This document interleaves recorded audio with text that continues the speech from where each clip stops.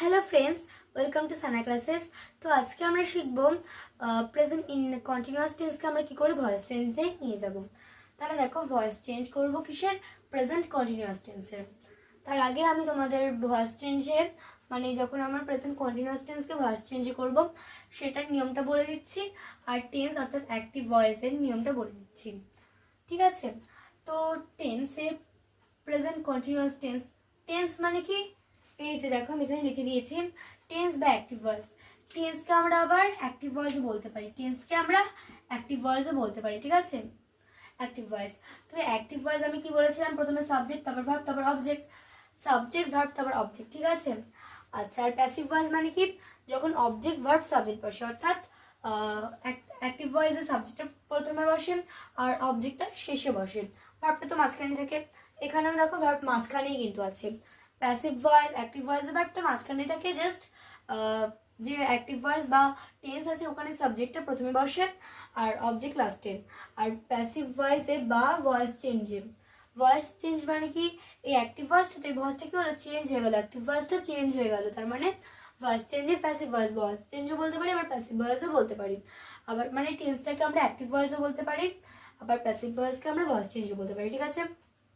তো এই voice change বা প্যাসিভ ভয়েসে অবজেক্টটা প্রথমে বসে, তারপর শেষে সাবজেক্ট বসে। ঠিক আছে? আচ্ছা, এবার দেখো নিয়মটা।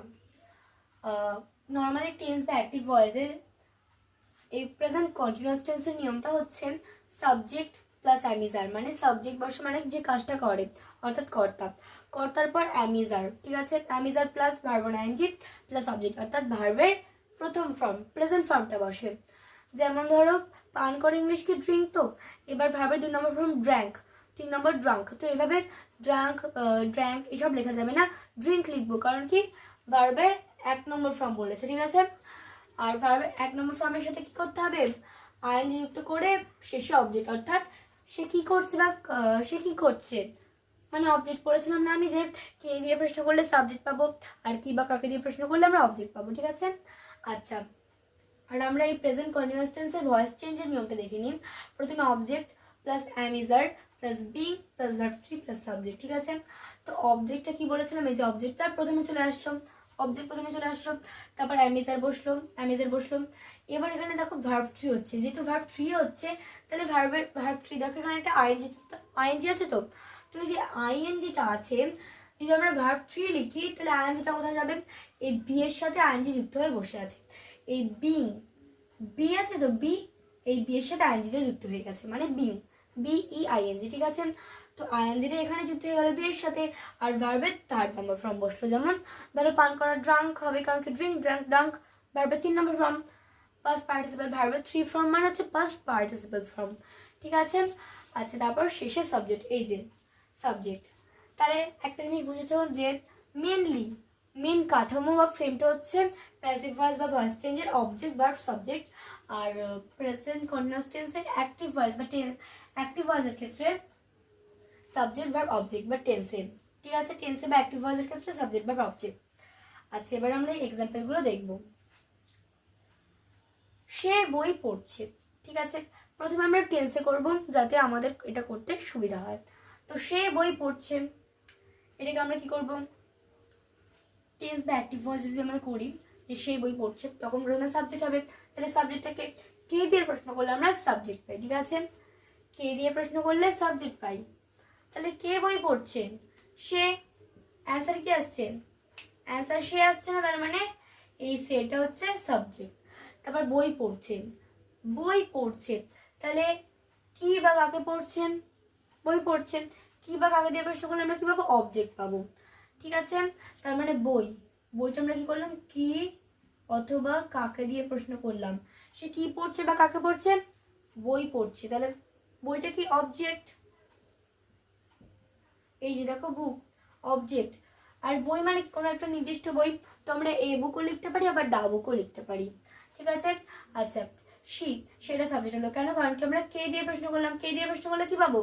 যদি আমরা কে দিয়ে প্রশ্ন করি তাহলে আমরা সে পাবো, কারণ কি দেখো, কে বই পড়ছি, সাবজেক্টটা পেয়ে গেলাম। সব সময় কে দিয়ে প্রশ্ন করলে সাবজেক্ট পাবো। যেমন দেখো, সে বই পড়ছে, তো তাহলে কে বই পড়ছে? সে, তার মানে সেটা সাবজেক্ট। আচ্ছা, এবার পড়ছে, পড়ছে, তাহলে পড়ার সাথে একটা ছে যুক্ত আছে। একটা কথা বলে রাখি, যার সাথে চেনার উপায়চার যুক্ত থাকবে সেটাকে আমরা বলবো, যার সাথে চেনার উপায় যুক্ত থাকবে সেটাকেও আমরা ভার্ব ধরে নিতে পারি। এই যে দেখো ভয়েস চেঞ্জটা আমরা কি করি, ভয়েস চেঞ্জের যে টেন্স থেকে আমরা ভয়েসটা চেঞ্জ করে দিই, ভয়েস চেঞ্জ করি। তো টেন্স বা অ্যাক্টিভ ভয়েসের ক্ষেত্রে এই প্রেজেন্ট ইনডিফিনিট টেন্সের যে চেনার উপায়টা কি, তেছি তেছো তেছে, তেছি তেছো তেছে, ঠিক আছে। এটা প্রেজেন্ট কন্টিনিউয়াস টেন্সে টেন্স বা অ্যাক্টিভ ভয়েসের ক্ষেত্রে, ঠিক আছে। তো প্যাসিভ ভয়েস বা ভয়েস চেঞ্জের ক্ষেত্রে কোনো চেনার উপায় নেই, কারণ কি চেনার উপায় মানেই তো চেনার উপায় আছে, কিন্তু আমরা ওটা হয়তো লিখতে হবে না। কারণ কি, কেন, কারণ কি টেন্স আর অ্যাক্টিভ ভয়েস যা মানে এটা চেনার উপায় যা, এটা এই যে ধরো এটা তো টেন্স বা অ্যাক্টিভ ভয়েসের চেনার উপায়। তো মানে আমরা চিনবো কি করে, চেনার উপায় মানে চিনবো কি করে, তেছি তেছো তেছে। আবার এটাও কেন, এই তেছি তেছো তেছে এই প্যাসিভ ভয়েস বা ভয়েস চেঞ্জেরও চেনার উপায়। মানে কোনো ওয়ার্ডের সাথে যদি এরকম তেছে তেছো তেছে বা ছে যুক্ত থাকে তখন সেটাকে আমরা কি বলবো, প্যাসিভ ভয়েস বা অ্যাক্টিভ ভয়েসও বলতে পারি। কিন্তু আমরা অ্যাক্টিভ ভয়েস বলবো একমাত্র যখন যখন এরকম বাই আসবে, মানে কাজটা তার দ্বারা করা হয়, তখন প্যাসিভ ভয়েস। কেন, কারণ কি যখন সাবজেক্ট ভার্ব অবজেক্ট থাকবে তখন সেটা টেন্স, অবজেক্ট ভার্ব সাবজেক্ট মানে সেটা ভয়েস চেঞ্জ, ঠিক আছে। আচ্ছা, মেনলি আমি কি বলছিলাম, আমি বলছিলাম যে পড়ছে পড়ছে, যাক দেখো এখন তো আর সাধু ভাষায় কথা বলা হয় না, তো ওই জন্য এখানে পড়িতেছে ভেঙে লেখাটা নেই। তো এটা কিন্তু ভেঙে লিখে দেবে না, এরকমই পড়ছে দেবে। তোমাদের এবার বুঝে নিতে হবে যেটা পড়িতেছে আছে, কেন, কারণ কি পড়ছে যদি আমরা ভাঙি কিভাবে, পড় প্লাস ইতেছে মানে তো পড়িতেছে, পড় আর ইতেছে পড়িতেছে, তো তার মানে একটা তেছে তেছে যুক্ত আছে, কিন্তু সাধু ভাষা এটা, আর এটা আমরা চলিত ভাষায় এখন কথা বলি, ওই জন্য পড়ছে। যেমন সে স্নান করিতেছে, করিতেছে ভেঙে বললাম সাধু ভাষা, কিন্তু আমরা যদি চলিত ভাষায় বলি তাহলে কি হবে, সে স্নান করছে। তো এটা ওরকম আছে, ভেঙেই দেবে না, আমি তোমাদের বোঝানোর জন্য ভেঙে বললাম এটা, যে পড় প্লাস ইতেছে ইজ ইকুয়াল টু পড়িতেছে, ঠিক আছে। তার মানে চেনার উপায়টা তেছে তেছো তেছে যার সাথে যুক্ত থাকবে সেটা হচ্ছে ভার্ব। তো টেন্স আর অ্যাক্টিভ ভয়েস চেনার উপায় একই, আবার প্যাসিভ ভয়েস বা ভয়েস চেঞ্জের ক্ষেত্রে একই। কেন, কারণ কি আমরা তো দুটোই তো একই, তার মানে টেন্স বা অ্যাক্টিভ ভয়েস এবং প্যাসিভ ভয়েস বা ভয়েস চেঞ্জের যে চেনার উপায় তেছি তেছো তেছে তেছে সেটা একই। জাস্ট আমরা টেন্সটা যেটা লিখি ওই প্যাসিভ ভয়েসের অবজেক্টটা প্রথমে দিয়ে, মানে আমরা সাবজেক্ট প্রথমে লিখি, তো অ্যাক্টিভ ভয়েস বা টেন্সের ক্ষেত্রে সাবজেক্টটা প্রথমে লিখি, আর ওখানে জাস্ট অবজেক্টটা প্রথমে হয়ে যায় আর সাবজেক্টটা লাস্টে চলে যায়, ঠিক আছে। প্যাসিভ ভয়েস এই অ্যাক্টিভ ভয়েসের ঠিক উল্টো প্যাসিভ ভয়েসটা, কিন্তু মানে সেন্টেন্সের মানটা একই, জাস্ট সাবজেক্টটা আমরা লাস্টে লিখি প্যাসিভ ভয়েসে, ঠিক আছে। তাহলে এবার এক্সাম্পলগুলো তোমাদের বলছি। তো সে বই পড়ছে, তাহলে টেন্স বা অ্যাক্টিভ ভয়েসে কি করে বলবো আমরা, প্রথমে এটা নিয়ম দেখো, এটা টেন্স বা অ্যাক্টিভ ভয়েসে আমি দিয়েছি, অর্থাৎ প্রেজেন্ট কন্টিনিউয়াস টেন্স, এটা টেন্সে আছে। তাহলে subject plus am is are plus verb one ING plus object, অর্থাৎ সাবজেক্টকে কে দিয়ে প্রশ্ন করো, সে বই পড়ছে, তাহলে কে বই পড়ছে, সে পেলাম, সে। অ্যামিজারের মধ্যে কোনটা হবে, সে মানে কজন, একজন না অনেকজন, একজন নিশ্চয়ই, সে মানে তো একজন, মানে সিঙ্গুলার নাম্বার, তার মানে শি ইজ হবে, ঠিক আছে। আচ্ছা, রিড, মেন যে ভার্বটা কোনটা, এই যে মেন ভার্বটা কোনটা, রিড তো, আর ভার্বের এক নম্বর ফর্ম বসলো আর ইয়ে যে রিড বসলো, তার সাথে আইএনজি যুক্ত করে দিলাম, আইএনজি রিডিং, ঠিক আছে, তাহলে আইএনজি যুক্ত হয়ে গেল, রিডিং হয়ে গেল।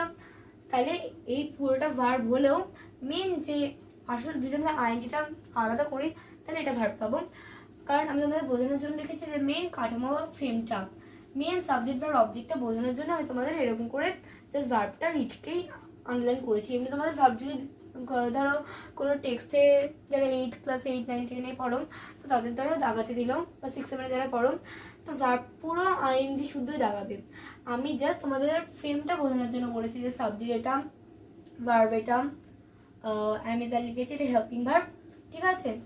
আচ্ছা, আর অবজেক্ট কোনটা, এটা দেখো বুক লিখেছি, বুকটা অবজেক্ট, আর আমি দা কেন লিখলাম বলো তো, দা বুক, শুধু বুক লিখলেও তো হতো, দা কেন লিখলাম না, শুধু বুক লিখলে কিন্তু হতো না, কেন, কারণ সে বই পড়ছে, সে বই পড়ছে মানে আমরা এই বুকও লিখতে পারি, কারণ কি সে একটা সময় তার অনেকগুলো বই পড়তে পারে না, এক সেকেন্ড মানে সে ধর বই পড়ছে, তো সে তো আর একটা বই দুটো বই এরকম করে তো আর দেখবে না, একটা বইকেই তো সে কনসেন্ট্রেশন বা মন দিয়ে পড়বে। তার মানে আ বুকও লিখতে পারি আমরা, এখানে দা বুক লিখেছি তো দা বুকও লিখতে পারি, আবার এ বুকও লিখতে পারি।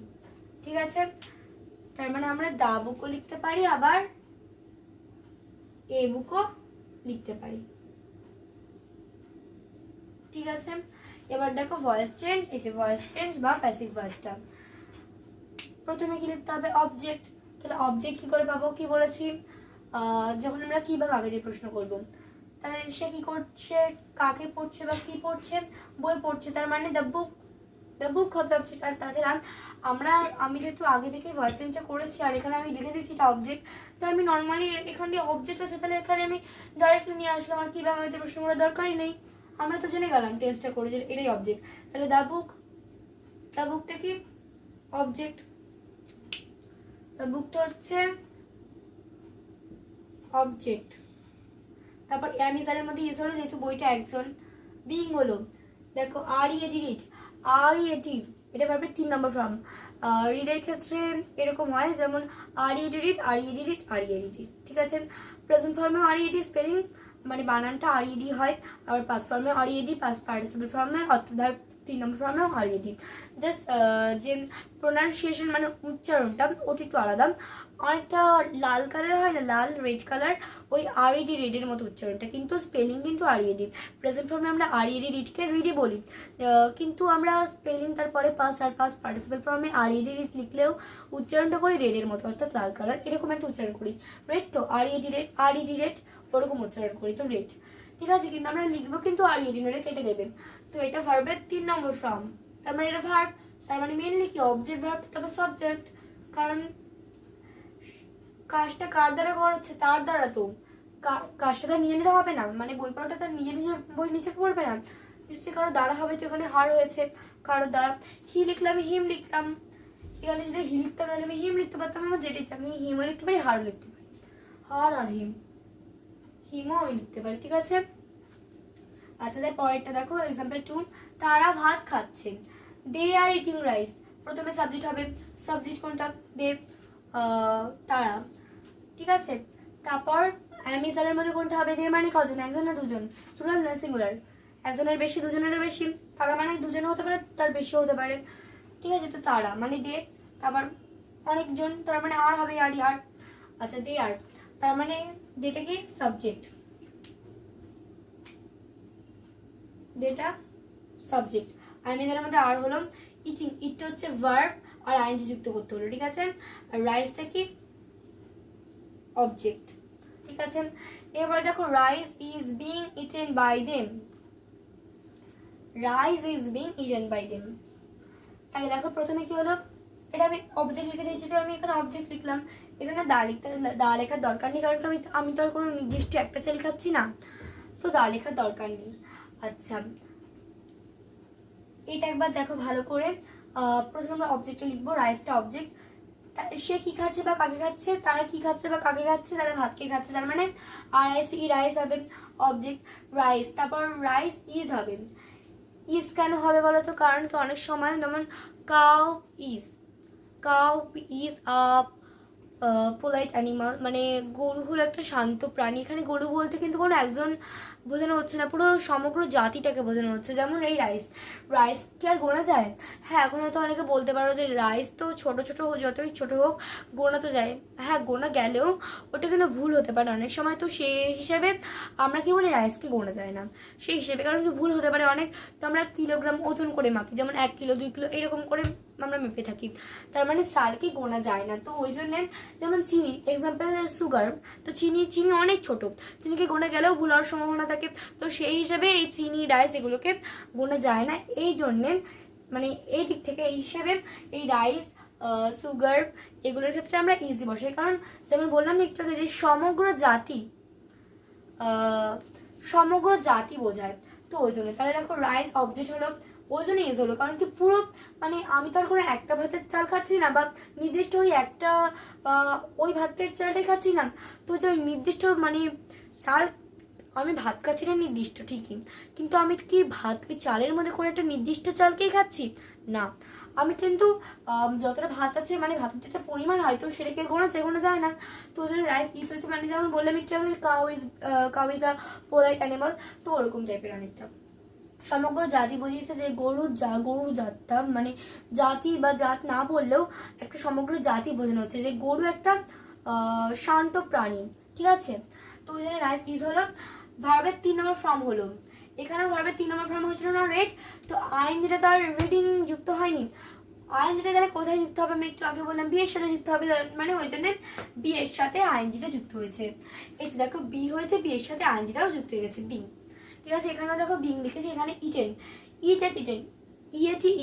ইটেন হচ্ছে ভার্বের 3rd নাম্বার ফর্ম, তো ইটেন হলো, তো তাহলে আইন যেটা কোথায় যাবে, ইট ভার্বের 1 নম্বর ফর্ম, এট ভার্বের 2 নম্বর ফর্ম, আর পাস্ট পার্টিসিপল বা ভার্বের 3 নম্বর ফর্ম হচ্ছে ইটেন।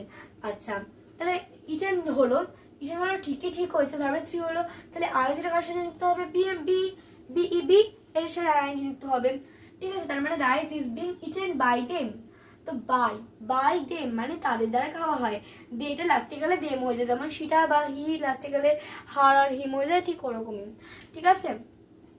আচ্ছা, আর আরেকটা জিনিসও তোমাদের বলে দিচ্ছি যে রাইস, একটু আগে যেটা বললাম রাইস, ওটা কি গোনা যায় না, তার মানে রাইসটা কি, তার মানে রাইসটা হচ্ছে আনকাউন্টেবল নাউন, অর্থাৎ যেটা গোনা যায় না। কাউন্টেবল মানে যেটা গোনা যায়, আনকাউন্টেবল মানে যেটা গোনা যায় না।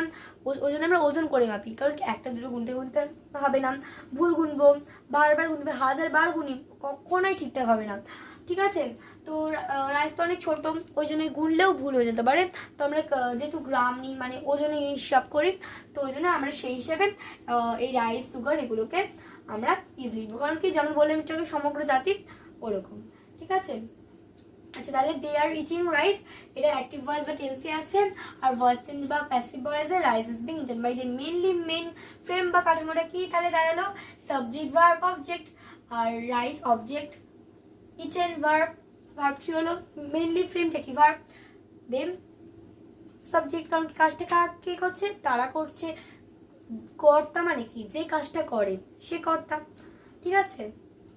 আচ্ছা, তাহলে আশা করি তোমরা প্রেজেন্ট কন্টিনিউয়াস টেন্সকে সহজে ভয়েস চেঞ্জ করতে পারবে, আর এই ভয়েস চেঞ্জ করতে গিয়ে তোমরা টেন্সটাও খুব ভালো করে শিখে গেছো। তো আজকে আমাদের ভিডিওটা এই পর্যন্তই।